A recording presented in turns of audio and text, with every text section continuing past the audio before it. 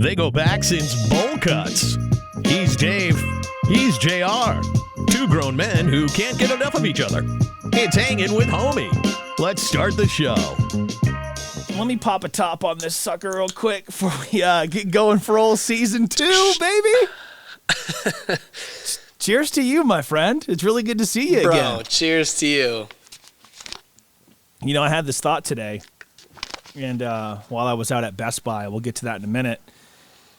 And I was thinking of, gosh, what is that song from Space Jam? Is it okay, let me ask you. Is it Time Keeps on Ticking, or is it Time Keeps on Slipping? Slipping. Time keeps on slipping. Yeah. See, I think it's both. Yeah. I think it's both. I think you think it's always ticking. Yeah. Theirs and goes. I'm in the car. Ours goes. And ours goes. It's just that. It's different. If you guys don't know the reference, it's Vanilla Ice trying to claim like his song was totally original, which, right. Come on. Could have given it was up. just a little bit different, though. Yeah. But anyway, I'm in there. Yeah, I'm in the car, and I'm singing, time keeps on ticking. And I'm like, wait a minute, is it slipping? Because I haven't talked to Dave in a long time, and it feels like time has just been slipping, bro. What is new with you? Dude, what the is going on? I don't even know just, some days. Wake up, and you're like, what's going on? A lot has transpired. We've been trying to come back with season 2, but both of us have truly been beyond busy. I'm in month 2.5 of opening a brand new shop in Scarborough. You are. I can hear it in your voice. Yeah, and like finally this week, rundown. Last 2 days, my voice was way gone, and I wasn't even yelling at anyone. I didn't even. Well, good. You know, like I got overtired, and no joke, 12-hour days every single day of the week. It added up. So yeah. It's a labor of love, but, you know, I'm trying to make a profit. I can't live off of love. It's the facts of life. So and that was one of the things that kind of made me nervous about season 2. It was Dave just took on another giant responsibility. Things are shaking up over here in Denver in my building at iHeart, and there's more responsibilities being handed out, more things that I'm learning being handed out, and you're trying to, like, figure out how can I make this business that I'm passionate about profitable. And you're 2 months in, and hopefully you're on the right track. But of course, it's not going to happen overnight. No, and we're on the right track. I mean, I hired a full-time manager. Dude, I have to cut a check to somebody every week. And every week I'm like, yeah. No. Not that it's not worth it, but until you've put yourself in that spot. So anybody who's had contractors or had employees knows, like, man, you make all that profit and then you start going, well, here's my taxes, here's my rent, here's my utilities. I got to pay my guy Tim, shout out to Tim, who is crushing eBay, great in store. We just hit it off like day one. I actually did a deal with him on Facebook Marketplace, and I mentioned him, oh yeah, I'm opening a shop. And he's like, oh, that's cool. Like, I was thinking about it, this and that. He's like, where is it? I was like, oh, it's this location. He goes, I was going to try to open that. I was like, I don't know what to tell you, man. We just moved on it. And he came in like a week later with a whole proposal, a letter. He's like, this is my terms. Here's where I'm at. And he like pitched himself. And I said to myself, like, man, I don't usually do this, but this sounds good. Like, we can work out the details tomorrow, but like, when can you start? Yeah. Because like you said, this is a big burden, and having a full-time person who's giving me a really good deal and not charging me, out the ear. Right. He's here all the time, and without him, I wouldn't be making the money. So you know what I mean? Like, you need somebody who's really good. Yeah. And for those that, aren't following Dave and I both on social media regularly, or you haven't really been keeping up, because again, everybody has their own stuff going on. Dave and his family, particularly his brother and his father, opened up a collectible shop in, I want to say, Scarborough, Maine. Scarborough, Maine, bub, right on Route 1. Yeah. It's so cool, man. It's so cool because I just recall having all of these talks during season 1 of the show, and it was, man, trying to jump through hoops to get this permit, and then, they're trying to build this, and then they got to put this in, and just kind of the whole process. And now to see you in an actual functional space, and it seems like a super cool place to hang out, So you were just talking about this manager that you had to hire. It's probably pretty cool coming in there each day and seeing what's going to come through the doors and, you know, what are we going to be able to sell and different cards and stuff. Like I saw some like Mickey Mantle stuff you did with PSA and just kind of like break down opening the doors day one and what kind of like, you know, I feel like I'm doing an interview, but what kind of like the process was like, just not necessarily from like a business standpoint. We're not a business podcast, but from your personal perspective. Well, I didn't have like anything on the walls. I was fully unprepared, but I had already decided I was going to open on February 3rd, and I did. And there's 2 kids and their dad who came in, and they bought something. And so instantly, within like 20 minutes, I was like, cool, this is my first $20 bill. Like, oh my God, I actually made some money. And those kids will comment on every one of my YouTube videos. They're like, yo, put a mystery box aside for me. Like, yo, double play Dave. Yo, what's up? What's up? They're like double 9 years old. Dave. The nicknames never stop. And so Tim hadn't started or we hadn't decided or whatever. So it was like still a week. And I just said, you know, hey, as long as the doors are open, people will come in, people will buy stuff. And now what it's gotten to is like, all right, so we did like $2,500 the first month where we're still putting stuff on the wall. I'm buying cases. I'm like, everything's under construction. Like it looked, there's a video up there that I think of my first customers. It looks totally different. And the second month we did 15.5 thousand just in the store, not counting eBay. Wow, okay. So huge change. And now when I look around, I say, I think I have the coolest shop in Southern Maine. That's how I feel. And now we're almost at the end of April and we're on pace to do 40% better than last month. That's just crazy, dude. That's so cool to hear. It really is. And just like, I think the wild part about it is there's like no marketing budget yet. And you're still just in the very beginning stages of like, yeah, we're open, but I'm not like, you know, forthright telling every piece of press and media around town. Well, that was the big thing with you. You're like, dude, just tell me. When can I tell people? I said, don't, because you know too many people and I'm going to have a problem. I'm not ready. It was killing me to keep it a secret. And you see that one guy the other day, Eric, he came in, super cool guy. He goes, I blame JR for not telling me about this place. And I was he wrote me. I was like, listen, dude, like, it's not really all his fault. I told him to not tell people until he was ready. And he bought a couple things. We chatted about wrestling. And I think what's been cool is it's like Pawn Stars. Like, you never know what's going to come through the door. Yeah. Bought a bunch of stuff, sold a bunch of stuff, done a bunch of deals. Sometimes when you negotiate, man, it gets like tense and you just sit there and you don't say anything and it's over like a couple $100 or a couple $1,000 and you're like in the pit of your stomach, you're like, man, I gotta spend more money. You know you're gonna make it back. But dude, letting go of that bread is tough. It never gets easier. No, that does sound tough, man. I'm like super curious as to the schedule you have. I mean, if you're not there, I don't know that the place can operate, really. I mean, you have a manager, sure, but if you're not there to implement your vision every day and, you know, your daily tasks and chores and things that you want to accomplish, I'm curious, like, how many days in a row do you think that you can keep this up before you really get worn down? I'm the Iron Man, bro. Well, we're going to find out because me and my dad are going to Allentown for our first paper show of the season. Oh, cool. Thursday coming up through Sunday. So Tim's going to hold it down on his own. And he can do it, but yeah, the key formula, this is a freebie for anybody in a relationship, running a business, like whatever. You should do this is every morning we do a huddle.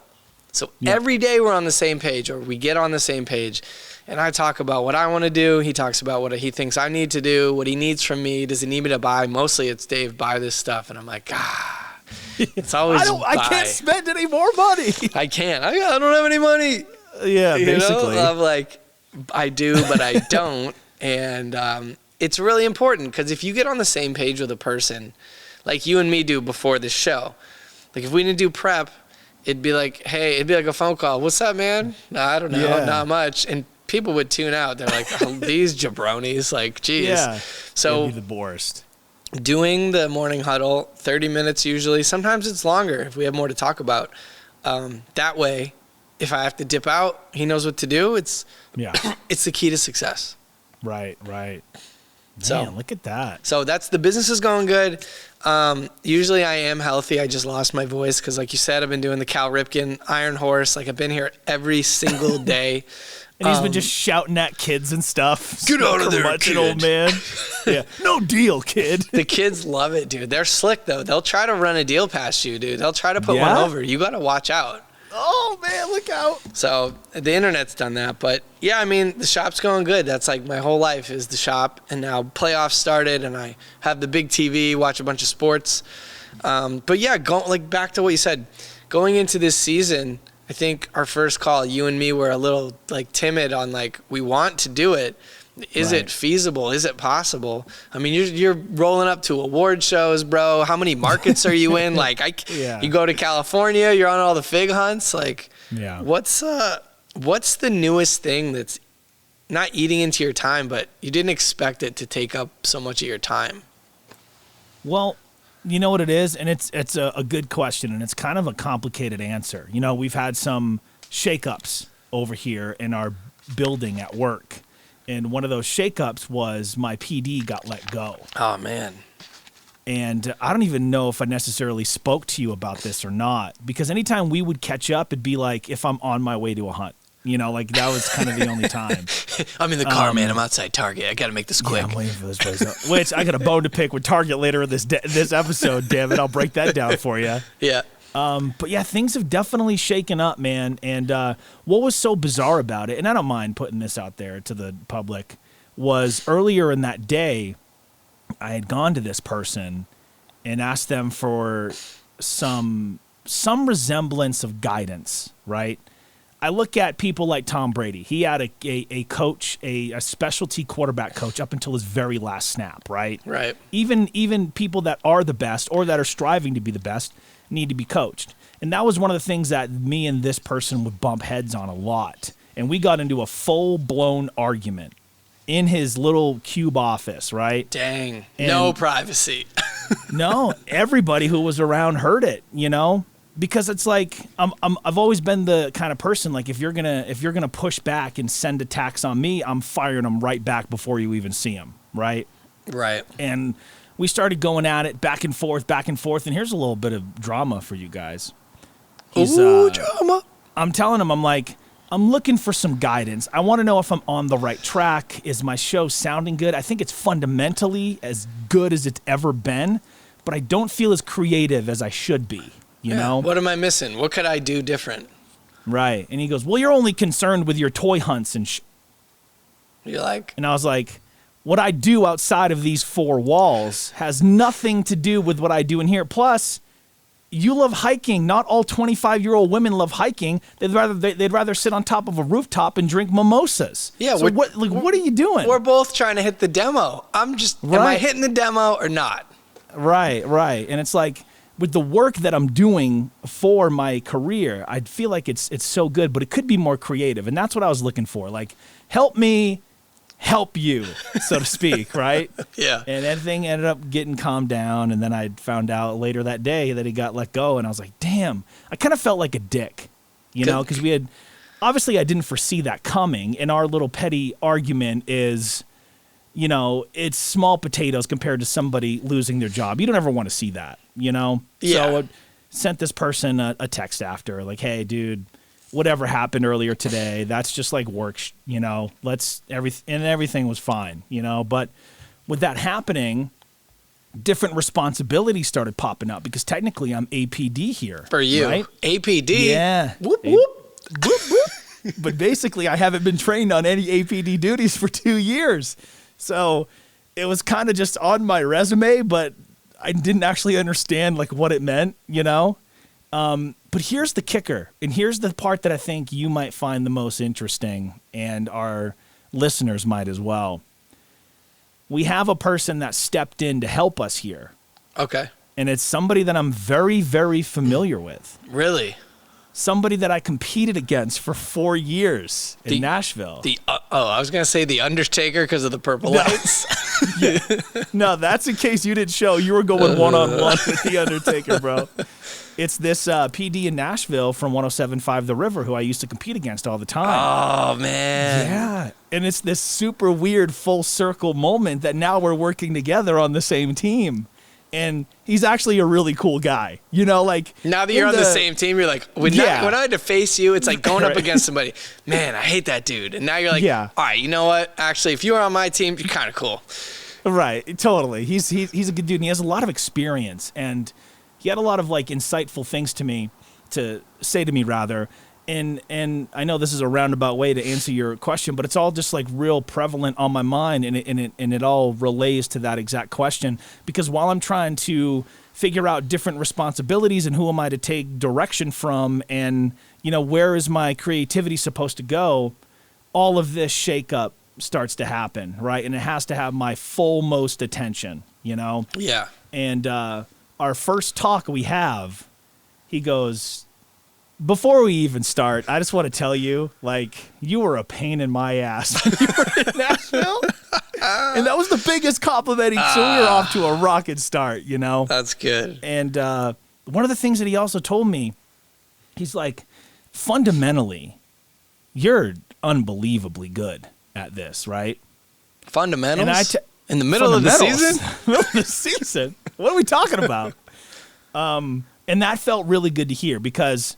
you doing film or operating the shop or whatever it is, like if your fundamentals aren't there, you can't do anything, right? So but the part that, caught me off guard at first, but it made the most sense to me after was, but where's that same creative guy that I competed against every day? Oh, it's kind of a jab. I like that though. Yeah, but it kind of woke me up. And the answer I gave him, I go, my first 2 years working in this company, I feel like I've kind of become a little bit of a robot. Yeah. I feel like it's do my shift, do my social, do my whatever, hit the door. Punch in, punch out.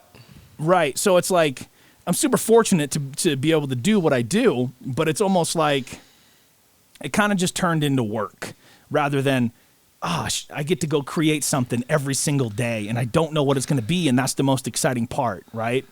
Yeah. So just having these different talks with him, and the shakeups, and just like different things, and it's just there's been a lot more. I don't know if it's fair to say, but pressure put on me, or at least I'm putting it on myself. I don't know if anybody else necessarily is, but I want to be the one to step up and really wave the flag and really try to make this station successful, right? So I've been like really putting that onto me. But then also trying to manage my personal relationship with the girlfriend. We're coming up on 5 years next month. I'm going to be headed out there to go see her and do a couple toy hunts, mind you. 5 years, that's significant, bro. Yeah, a significant pain in my... No, I'm just kidding. Cut. So between all the shake up at work and just the different responsibilities, and I'm actually getting to learn a lot of stuff that I've been wanting to learn for quite a while. And some of that is like the actual magic that goes into the sauce of like music selection. So I've gotten to sit in on some of these meetings, and it's real fascinating stuff. And I never had the opportunity to do that before. So what's happening in my world is I'm just trying to grab on to other things so I can get more knowledge, so I can become better and become more valuable. But I'm also trying to balance my personal relationship and then do the things that I love outside of work, which is continuing with the hunts and the figures and meeting people and toy shows, etc. And I got to the point where I'm like, you have time for something if you make time for something. And I was super, on it about wanting to be able to continue this show with you, dude. And I'm well gonna tell you said. Thank you. And I just want to tell you one more thing, because I just took over there, and I tend to do that sometimes. Run it back. Keep it going. It's doing that whole first season with you helped me become so much more comfortable just speaking, just talking. Not hyping up a song or a promotion or a funny phone call bit, but just talking. Something that I was never super confident in because of my stutter growing up. And if you listen closely, you can probably still hear it a little bit. But man, I can't tell you how better it's gotten just making myself do this every day, talking long form. And a lot of that is thanks to you and thanks to this program. Yo, respect, man. That's cool to hear. I can tell, I didn't know you were really focused on working on it, but I can tell, like, the person I talk to outside the show, now you guys are really seeing almost a one-to-one. Like, we're a little more casual when we talk on the phone, but this is pretty much it. Like, we'll have more pauses, but since we know you're listening, we cut out the pauses and the fluff because we're trying to get to the stories. Yeah. It's been interesting over here, man. Getting some more access to artists. You might have saw that I uploaded on the channel. Dude. I did a little sit-down conversation with this guy, Knox, super talented dude. And I like that. And I remember mentioning to you, my first question was, how do you even formulate a quick relationship with someone knowing that you have them for like 20 minutes to an hour? Yeah. You have to get comfortable like ASAP. Most times you don't, because you're trying to feel them out. And then they also got their like entourage there. They got their label rep there, their manager, oftentimes other people in their band per se. So it can be tough to try to gauge that. But I felt like me and this guy kind of just hit it off right off the bat, right when I went to greet them at the elevator, And I wanted to take the conversation out of the actual radio studio, and I wanted to put it into this kind of lounge we have and label it the Hits Hangout, right? Dude, Hits Hangout, it's great. Yeah, right? And just a little more casual, more kind of like podcast where we can actually get a little bit long form. It was only like a 15-minute chat, maybe, because that's all that I had him for was like 25 minutes. But yeah, developing that relationship can be tough. And then I can kind of get in my own way sometimes if I get anxious or nervous about who I'm going to speak with, because I'm a human and that stuff happens. But when I'm in an environment that I can control and I have at least 3 things of which I know where to go, and then it's like, just give me whatever. Let's go. I will get us there. You know what I mean? And that's when once I get going, I feel confident. And I was really proud about how that chat turned out. Yeah, I mean, I thought it was well done. I'm guessing you edited the video. I did everything. Yeah. I know, you always do everything. I'm like, is he going to get a guy or somebody to help? But Dirk, shout out to Dirk, shout out Treasure Games. It's going great. We're going to talk more about that because somebody found the $1 million. Found the lamp. I saw something about that. I can't wait to hear about this. There's another one coming May 1st. The next one's rolling out.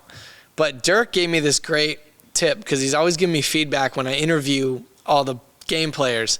And he's like, sometimes you're talking too much. You just have to get the answer. You got to be able to elicit a response without having this like long question. And I think it's because you and me are trying to fill in the gaps. When we do a podcast, it's so different because it's not like, hey, I have JR on and I want to ask him and be like, JR, what's your favorite memory from childhood?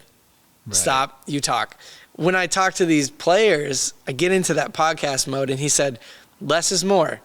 Yeah. If it looks like they're going to say something, just kind of nod your head and like, don't just move on to the next question because you need to get that question done. Like, just let them talk. You know what? And this is actually good advice for anybody hearing this that may even have like a job interview on the way. And I think that's sound advice from Dirk. So again, shout out to him. Shout out to Dirk. TGS, right. Baby. Let's go. Yeah. But I think to take that one step further, rather than trying to elicit an answer, you want to try to elicit an emotional response. Because that's when you can really pull things out of people. And then the point that you brought up, and I've been guilty of this over and over again, especially earlier in my broadcasting career, is you're trying to tee something up and you finish asking your, question, but then you're already thinking about what you're going to do next and you're not even listening to them. Man. Which defeats the entire purpose. So if you notice, like even in my interview with Knox and then the one that I did previously with Benson Boone, who since skyrocketed to a Billboard #1 single, which is crazy. Yeah, crazy. None of that is because of me, mind you. It's because he writes great music. He's actually going to be in town next week, and I'm going to see him on Thursday. It's more about trying to mirror their level, and this could be the artist across from you that you're going to interview, or maybe you're the interviewee and you're going in for that new job. Always try to mirror them. And if you can control, if you feel controlled rather in your environment, then I think the sky is really the limit on what you can achieve. Yeah, controlling the energy and being able to match. Although sometimes people have just this chaotic energy and you're like, whoa, what did you bring into the room? Reel them in. This is wild. Like, you need to re-enter the room. But yeah, I always think that's interesting because of the people you've interviewed. Like, I'm trying to think of Lil Nas X or Ed Sheeran, Dua Lipa, I wanted to say Post Malone, but I don't think that's true. Not yet. I don't know why I was like Posty. No, but we talk about him a lot.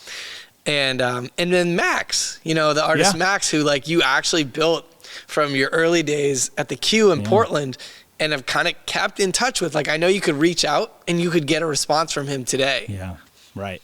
Yeah, it's pretty cool, man. It's in the radio industry, a lot of the acts are kind of here today, gone tomorrow, and that's not a reflection of their talent level per se, as much as it is like everything is just so quickly consumed, and then after 2 days it's old. More than ever. I even sent a track to our buddy Corey, and I'm like, hey, this is a song that I think you'd like. This is one that we're starting to spin more and more and more. And he's like, yeah, I've been listening to that for like 4 months, dude. That's old. What? So I'm just like, yeah. I'm like, okay, freaking millennial, like, what's going on here? How is it? Yeah, it's like, yo, how are you the one who I rely on for the new stuff, not hearing it? It's like, because there's so much new music all the time. And based on whatever streaming platform you use, certain artists might be recommended to you, I mean, radio will certainly champion certain artists and certain songs. Just look last year at the success Jelly Roll had and Lainey Wilson had. Like, a lot of that is because of iHeartRadio, It's pretty remarkable what radio can do for your career, But it's like songs kind of get to a certain tier before they're played regularly every day and you're hearing them all the time.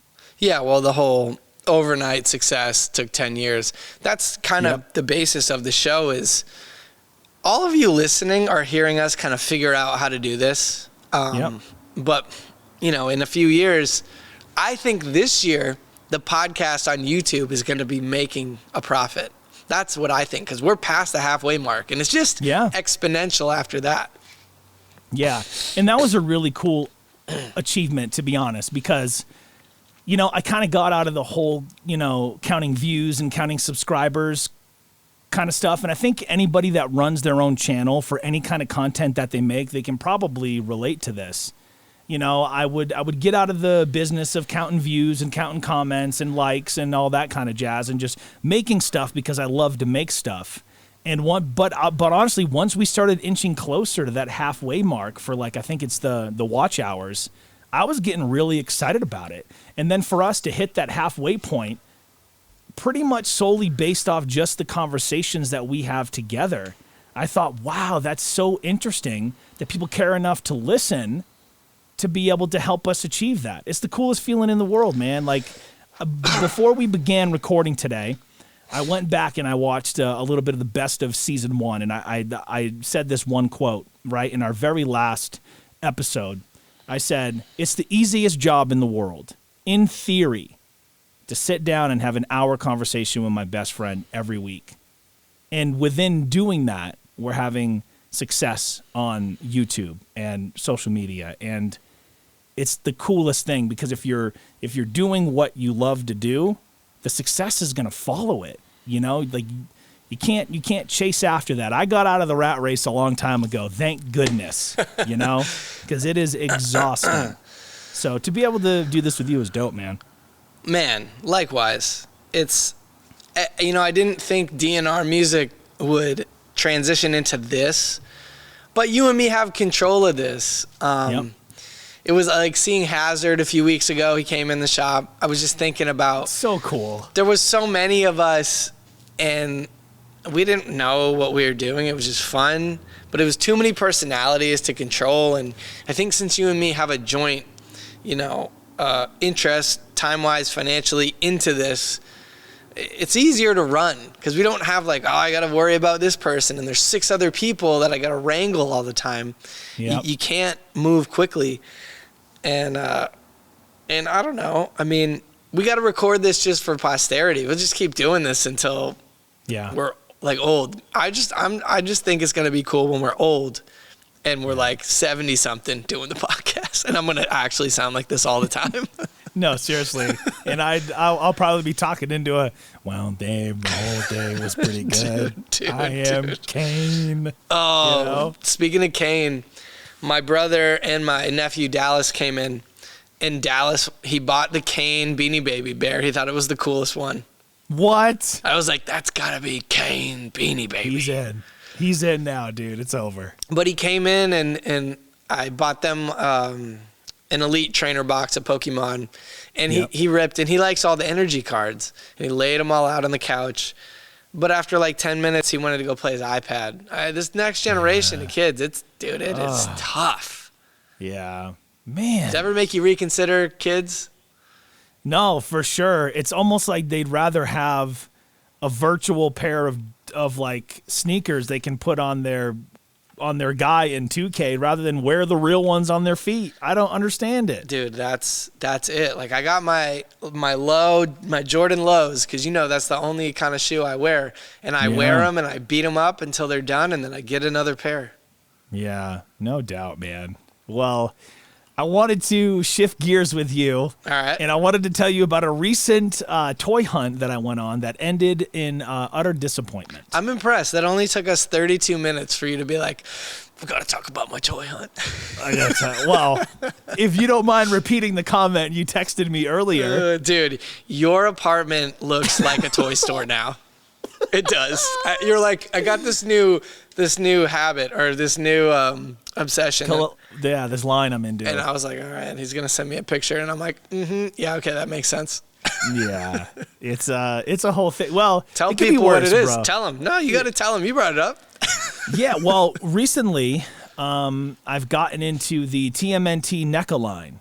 And I just think the figures look so phenomenal. It's almost like they literally just walked off the big screen. They look that good. And it started because I found a 2-pack of TMNT3. And if you remember, that's the one where they travel back to olden time Japan, right? Oh, I need to rewatch that. It's I haven't seen that. It gets in a lot time. of crap, but I love that one. I just do, because time travel is awesome. And I found a 2-pack of 2 of the turtles at a toy show for just $25. They retail for $60. I said, that's a no-brainer. I almost bought both, right? So then I ended up finding the other 2 retail. And I started finding some other deals. I'm like, wow, this set from this is $25. It's supposed to be $60. There was a random weird sale going on at Walmart where everything was marked down $60, $70, some of it 80% on all turtle stuff. Why do you have the best Walmart? My Walmart is full price every day. Well, bro, it's because there's a Walmart every 10 minutes out here. It's pretty crazy. They stopped rolling back the prices. That's over. No, dude, you're kidding. It's over, dude. You're not kidding. But yeah, so I dove into that, and I'm slowly starting to add to it. Just picked up a couple more at Out the Box, which is one of my spots. So shout out to Atiz and the crew over there. And so back to this disappointing toy hunt, okay? And I got a bone to pick with Target, big time, okay? So the WWE Elite Legends Wave, I think it's Series 22, comes out on the 28th. 22, right? So, what'd it do? Yeah, so it's about a week away or so from us recording this first episode of Season 2. And I'm at a random Target because a fellow collector out here that I've befriended on Instagram says that he found them at a Target over in Edgewater, Colorado, right? Here in Denver area. So I wake up the next morning, 7 a.m., store opens at 8. Wow. I woke up that early because I had a 45-minute drive in rush hour. Everybody's going to work, and I'm going to work to find the toys, baby. That still works. Still counts. Yeah. And I get there, and I find the whole wave, -1, even the chase, which is Hogan. I'm jacked, dude. I'm like, all right, brother. I'm gonna walk up to the cash register, Bro, daddy, you were and I'm gonna about to check these out, dude. Run wild on Target. Oh, bro, I was running wild, dude, and I filmed all of it, right? Because I thought it would be a cool piece getting these figures early. I get up to the cash register, right? I'm all excited. I'm smiling, cracking jokes with people, because I'm in a great mood. And then it like, have you ever had an item scanned and it has like an off sound? Not like your, boop, but it was kind of like a meh. Oh, no, dude. Meh, meh, meh. It's like the egg in Willy Wonka, dude. Yeah, and he's like, let me go get my manager. And his name is Guy. So I finally met somebody guy named Guy. Yeah, it was awesome. And I'm like, what's the deal, bro? Like, these are out. I want to purchase them. What's the deal, Guy? Yeah, Guy, what's going on here, bub? And he's like, oh, I'm so sorry. These weren't supposed to be put out until the 28th. They're street dated for the 28th. I unfortunately cannot sell them to you under any circumstances. And you want to talk about going from 100 to 0, bro. I was like, I tried to plead my way out of it. I tried to charm my way out of it. There was nothing I could do. The barcodes are locked in the system. There's nothing you can do, right? So because Guy felt so bad, he gives me a $10 Target gift card, right? And I'm like, well, I'd much rather have all of these figures. I had pretty much the whole wave. And then as I'm leaving, he goes, hey, wait a second. And I was like, Guy? And he's like, look, I feel so bad about this. I'm going to put one in my personal office. And when you come back, just ask for me and I'll come out here and give it to you. I don't know. They're supposed to be doing stuff like this. So I felt pretty cool for a second. So, of course, I picked the Chase Hogan, and that's waiting for me in the freaking office, in Guy's office at Edgewater Target. But yeah, 45 minutes away. Yeah, and then another 45 minutes to get back. The only bright spot was there was a Dunkin' right next to a Guy. Bro, you got Dunkin' in Colorado, bub? Yeah, dude. I popped over there, grabbed a couple wake-up wraps. It was great. Do you drink coffee? No. I was going to say, dude, I'm like, when does Jeff drink coffee? No, I didn't I went for the food. It was hot on the outside, but icicle in the middle, and that's just the way I like it. Hot and ready. Or not. Or not. But it was so funny because I posted that experience with 2 pictures in this elite group that I'm on Facebook, and so many other people, it was happening to them too. Oh, okay. Very not few just times. this guy. Not just this guy, right. Very few times have I been able to actually get away with it where the item will scan through, even if it's street dated, right? Which I think is a T-shirt we have to have at daveismedia.com. Street dated? Street dated, yeah. That's just interesting. Funny. I didn't know. You have a big barcode and have it just pull up like, yeah, this isn't here actually. We're going to have to take the shirt back, but in a week you can come pick it up. So, just to put it into context, what is the brand that, the manufacturer, rather, of the cards that you probably sell the most? It's probably Topps, which is Fanatics. Fanatics. Okay, I got a bone to pick with them on a lot of stuff.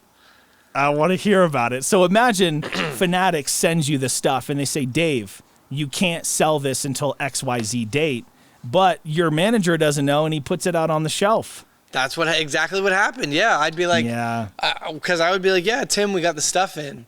Yeah. And then he'd be like, hey, well, I put this out. Actually, all that work you did, we can't put it out till Saturday. Yeah. Well, what really chapped my ass was he didn't even send anybody over there to remove that whole wave. So it must have just kept happening all day. But what really stuck in my craw was the gentleman that I had spoke to the night before was able to get the Hogan and the Hogan Chase, no problem. He didn't get street dated at all. So it must have been, had you gone the night before, right? It was probably in there. But whatever it said, it's Monday. Yeah. Oh, man. Yeah, I missed out, bro. I was so bummed, man. And obviously, when they do get, I'll get them all. It's not. I have no doubt. Okay, if anybody's going to get all the figures, it's going to be you. I'll eventually get my hands on them, and I'll film the hunt, and I have the clip, so I'll probably talk about getting shut down once and whatever. But but that was street dated, bro. Street dated. I want to talk about your video that went viral because I thought it was a very clever stitch. Speaking of figures, and when I think you sent it to me. And I like kind of watched it, but I wasn't paying attention. And then it came up in the feed. I was like, yo, why is Jeff in this video? Like, why is JR? I'm like, I was like, what is going on? And I was like, dude, is your video like popular? Because somebody else has it. Yeah. That was a wild experience, brother. I'll tell you that. And I was in California on my previous trip, and the lady had taken me out to do a few hunts. And I remember on TikTok, they call them a stitch. On Instagram, they call them a sequence where you can jump in on somebody else's clip, right? Right. And this girl goes, you want to know why he's not texting you right now? Yeah, we've seen that clip. Yeah, it's great. Right. And it's always something silly. And I go, well, I got the app open. What if you film me pretending to film my toys? Like, guys, you're not going to believe it. We were able to get our hands on this one. And then this one I was able to get on retail. And then this guy, a zombie stone, just being a complete ham, just being the nerd that I am. Be like, if I walked in a room, that'd be totally normal. Right. If you came over here tonight, I'd be doing the same thing. And she's like, oh, do you want to shoot it? I was like, no, just whatever. Post it. Send it, dude. One take, Jake. I didn't think anything of it. And then it's like getting shared and shared and shared. And if you've ever seen those like scenes in a film where something goes viral and then you're getting like all these notifications on your phone nonstop, it was nuts. I was like, what is going on here? Who's writing me? No, basically, because I had just, sent it, post and ghost, right? That was it. I was on to whatever I was doing next. And then it's getting shared and shared and shared. And like pro wrestlers, like Ken Kennedy, I think is his name. He used to go by Mr. Kennedy, shared it. And then just a bunch of other big pages. And I'm just like, what's going on here? And it's at 1.1 million views right now. Dude, what? Yeah, I couldn't believe it. I was like, your boy kind of went viral, and I was just being foolish, man. And you know what the wildest part about this was, Dave? I don't know if you went through the actual comments or not. I haven't. So many people were jumping to my defense, like as if I didn't coordinate this. Dude, right? That's amazing. Yeah. Leave him alone. He's just enjoying his life. Everybody needs a hobby. He's not hurting anybody. You're a jerk for filming this about it. You know what I mean? He has a family. Yeah, good God. He's got a family. But the whole point was to kind of make fun of the person that makes fun of people for liking what they like. That was it was a little bit meta, to be fair, and that was kind of the purpose of it. It was super clever because I'm like, wow, this landed in his lap. This is perfect. This is literally what Julia probably thinks you're doing. And 9 times out of 10, if we're not doing this, you're doing that.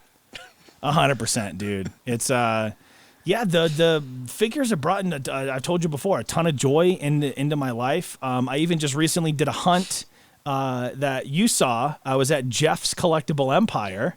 And you're like, would you open your own store all of a sudden? Competing with me, bro? Wow, what the heck, bro? When did we talk about that? Yeah, Triple Play Collectibles coming soon. What's up?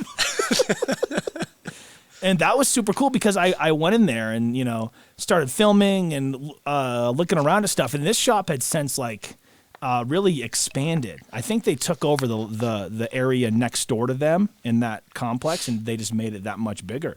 It'd be like if you took over the coffee shop, right?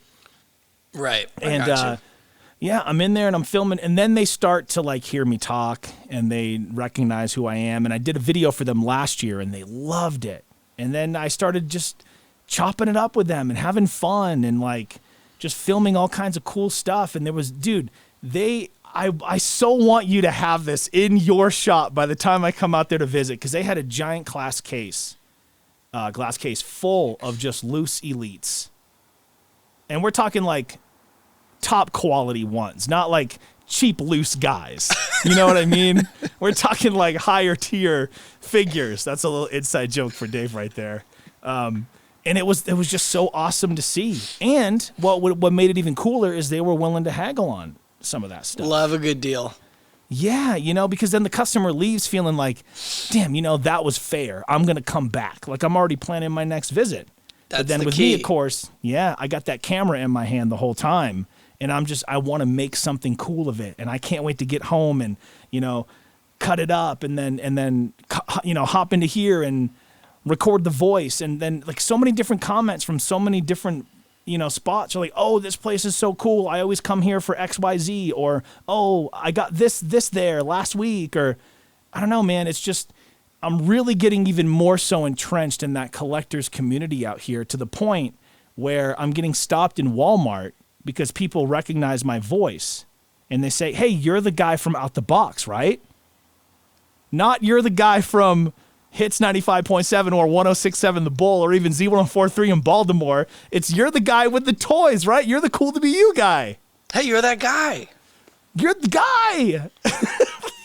Yeah, that's not the guy that turned me down. I'm a different guy. That's what happens. You have to just kind of go with it. People are going to know you how they're going to know you, and there's no reason to other than if it's way off. No, that's not who I am.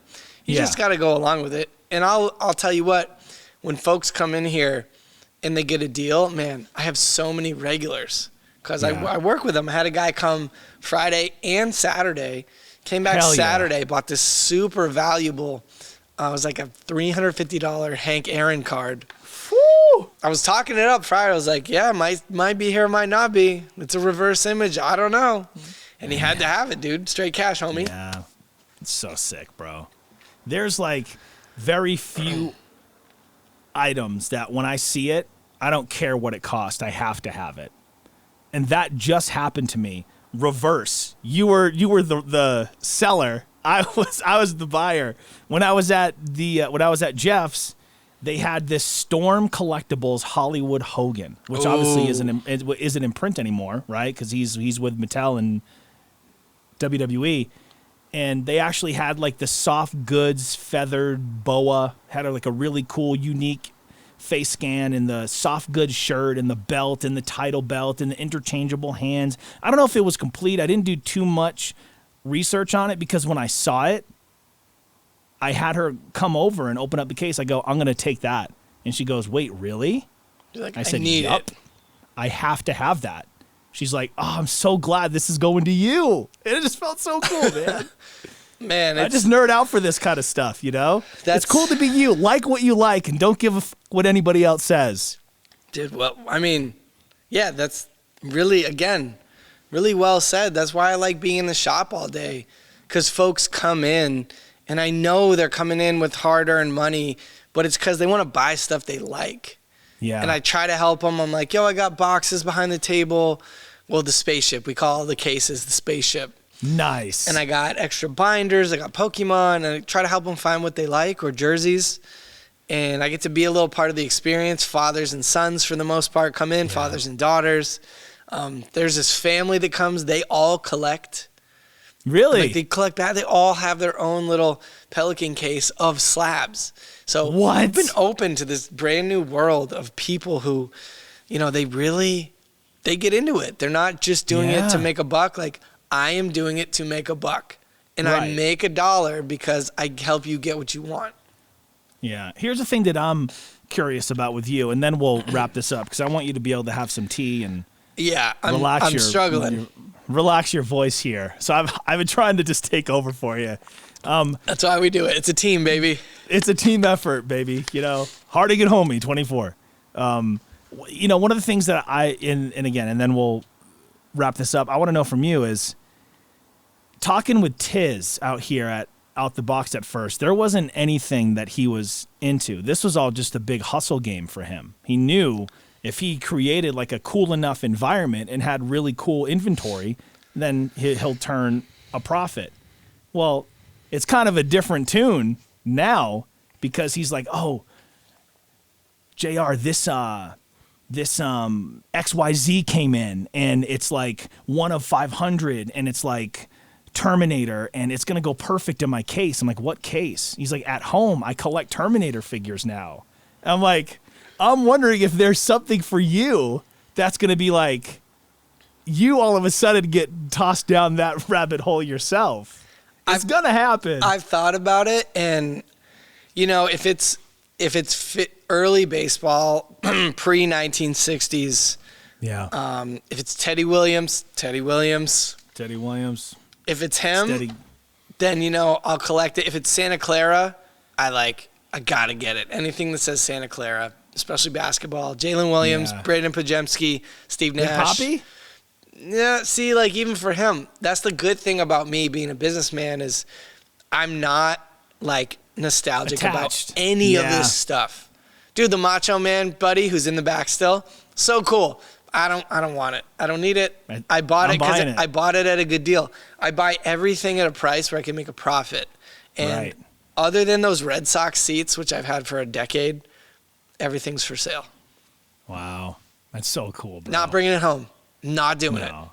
Man. Well, discipline. Let's see if by episode 1, season 3, if Dave's spinning a different tune here, because I got a feeling just being around this stuff 7 days a week, you're bound to get bit by some kind of bug. But I'll tell you the bug, bro. The bug. What?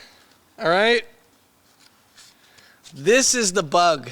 This is what I like. Come on. Okay, money. This is what I want. I want to have a successful business. Yep. And be able to do my podcast and hoop every day and work out, and that's the bug, dude. I don't need this stuff. I don't even get enough time to spend with it. Right. No, I feel you. Well, we have a lot to talk about this upcoming season of Hangin' with Homie. Of course, first we wanted to address Dave opening up the shop. If you're watching this along on YouTube at your fave homie JR, you can see Dave is in yet another location, which is fantastic, at the shop here in Scarborough, Maine, Double Play Collectibles. One of the things we didn't bring up, which we will on a later episode, is I underwent back surgery, and it was quite the experience. You are and, back. And for bad. You are so back. Yeah, we have that coming up, and just a ton more things, man. Feels really good to be back here with you. I want you to go get some rest. Rest up that voice. You got some more kids to scream at tomorrow. Try not to, hold it in, whisper at them, write it down if you need to. For Dave, my name is JR. Thank you so much for listening to Hangin' with Homie. Please like, comment, subscribe, and most importantly, of course, remember, it's cool to be you. Peace.